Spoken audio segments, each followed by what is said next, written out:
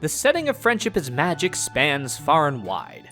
Magical realms, exciting places, and fascinating lands, it begs the question, out of all the fantastical locations brought to us in our favorite show, where does the majority of it take place? Dear friends, I am here to answer that once and for all. Equestria. It takes place in Equestria. Alright, I mean, you're not wrong, but you kind of took all the fun out of it. I was doing intro and stuff. I just thought you were asking. I didn't think it was all the air out of my question. sails. Okay, that's on me. A little bit rude. That's my fault. Not gonna lie. Alright, teeing off my where whole shtick here. exactly Even does it all take place? I've compiled an extensive list of the settings in which every episode of Friendship is Magic takes place, and will now share my findings with you, class. Some of these were tricky, because the ponies go on adventures and change locales readily and often, but my methodology is thus. If the majority of the episode's runtime falls within a certain location or region, then that's where it takes place. Considerations are also made where the bulk or majority of the plot is set. Now, some of these results may surprise you. Actually, you probably already have an idea, but let's look anyway. Season 1, to no one's surprise, mostly takes place in Ponyville, with some rare and unique locations like Whitetail Woods and Underground. I don't think it's any surprise which episodes those are. The mainstays like Canterlot, Cloudsdale, and the Everfree Forest make their presence known, but there's no dispute who wins this round. Season 2, Ponyville's majority is smaller, and there's the first but not last appearance of the Dragonlands. Naturally, the appearance of Dodge Junction gets it on the board at the very least, but interestingly, we get a unique setting of an episode taking place between major locations and thus in transit. Season 3 is a shorter season, and we're introduced to an entirely new region in the Crystal Empire, so of course the showrunners are going to milk it for a bigger piece of the pie. Season 4 brings an even grander scale to Equestria.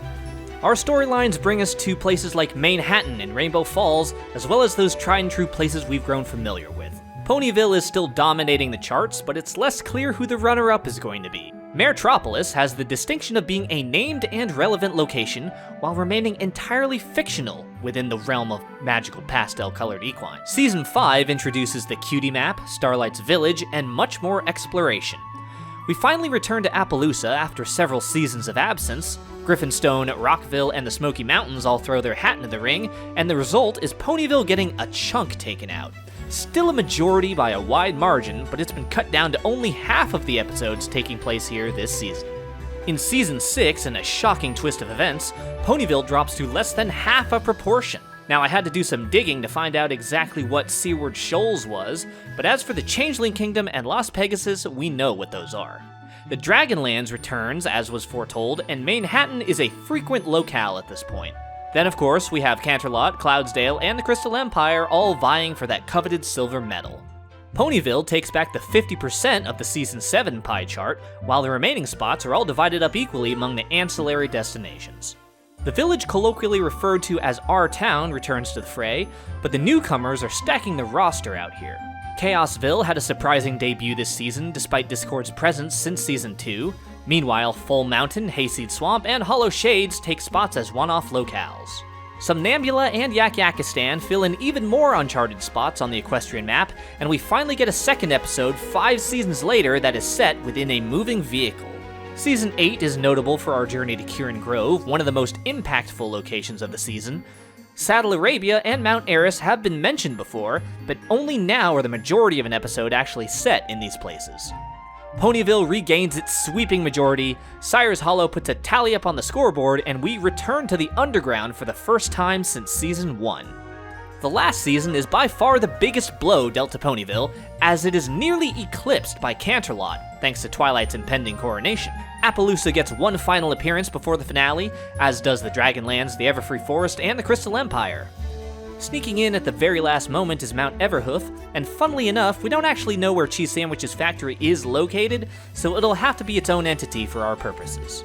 Now, what do the final results look like?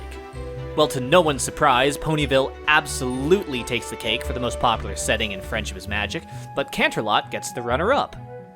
This pie chart looks a little hard to read, so let's throw some numbers in there. Our top 3 consists of Ponyville, Canterlot, and the Crystal Empire. Frankly, I expected an even higher skew from our winner, but percentages don't lie. But hey, it's just nice to put cold, hard facts to what we all felt was the answer to the question that no one asked. If that isn't the essence of higher education, then I don't know what is. Speaking of, you're all invited to attend my defense of my horse thesis in about 3 months. It'll be held in Rockville, and I hope to see you all there. Bring snacks. Goodbye.